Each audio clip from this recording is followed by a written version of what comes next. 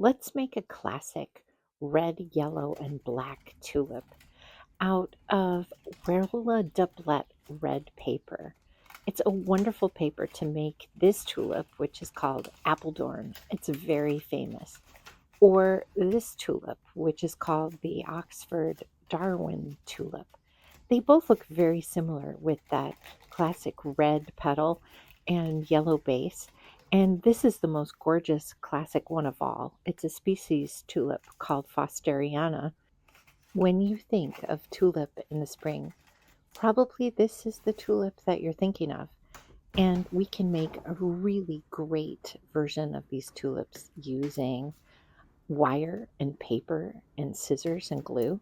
So let's get started. You're going to need 22 gauge black wires and some doublet paper from Variola in the red wine colorway. It's got a bright red on one side and a deeper, slightly more burgundy color on the other side. And you're going to need to make yourself a tulip petal template, which is what I'm cutting right now. I have sort of paper dolled the paper into a packet that has 6 or 7 layers. Sometimes I like to make myself one extra petal, but tulips do have 6 petals, 3 inner petals and 3 outer petals. The inner tulip petals are slightly longer than the outer tulip petals.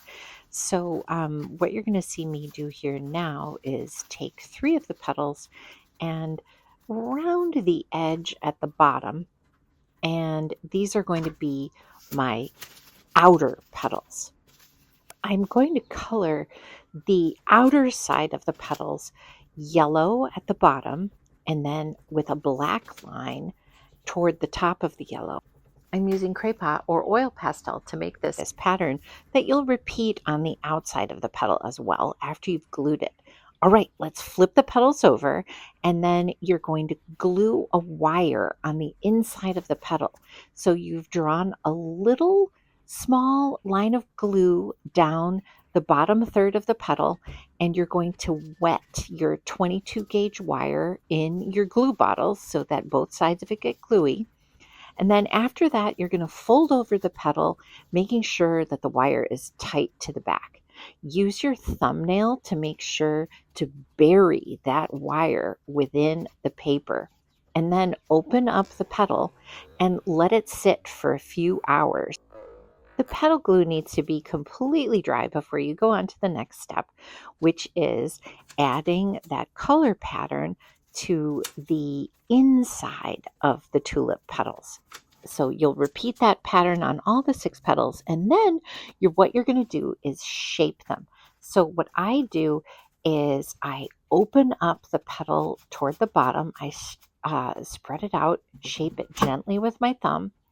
I'm going to make the wire almost into the shape of a chair.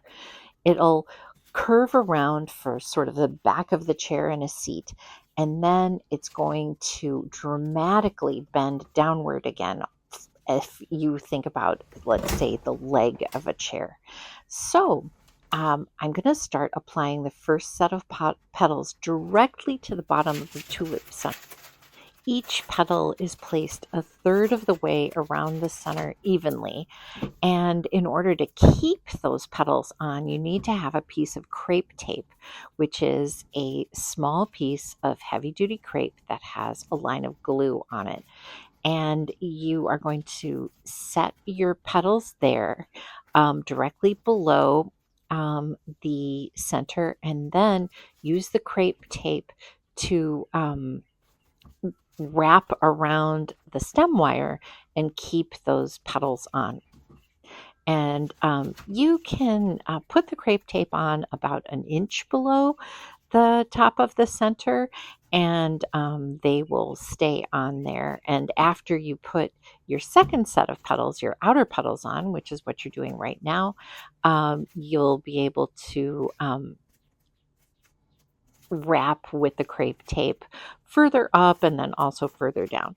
So the second set of outer petals gets placed between the spaces petals below. So it rather than between the spaces, I should say, the outer petals cover the spaces between the inner petals. All right, and then once you have the petals placed and they're on with the crepe tape, you're going to fiddle with them. So you're going to make sure that they look as natural as possible. And I find that they look the best when they really are spaced a third of the way around the stem wire. Let's talk about some options for shaping. So right now I'm curling the tops of the petals inward. I am not going to be shaping the bottoms of the petals because they have that oily, slick surface from the cray pot, and I don't want to get too messy. Another thing that you can do is you can sort of pull with your fingers upward and flick at the top to give the petal dimension. And you can play with the wires to make sure that the petals have the shape that you like. So the tulip on the left is not shaped very much, and the tulip that I'm working on right now has petals that are much more shaped.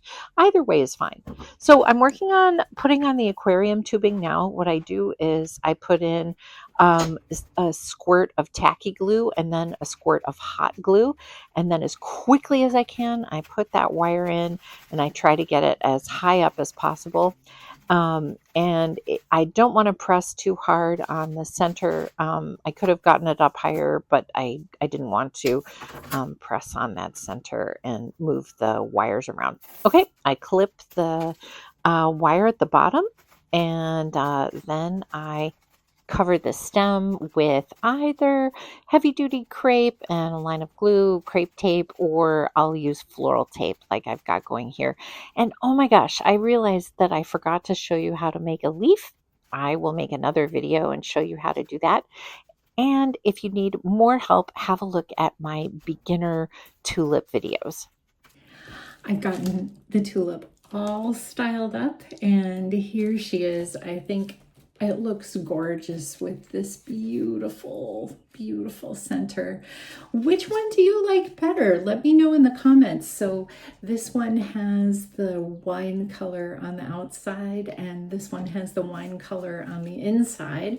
If I fold it back up, we have maybe a better comparison like this. I think this color is closest to the red and black tulips that I was seeing recently, but I do love that deep wine color. Anyway, please do like and subscribe now that you know how to make a tulip center. You can make a fringed tulip, a really, really nice one. I'll see you soon.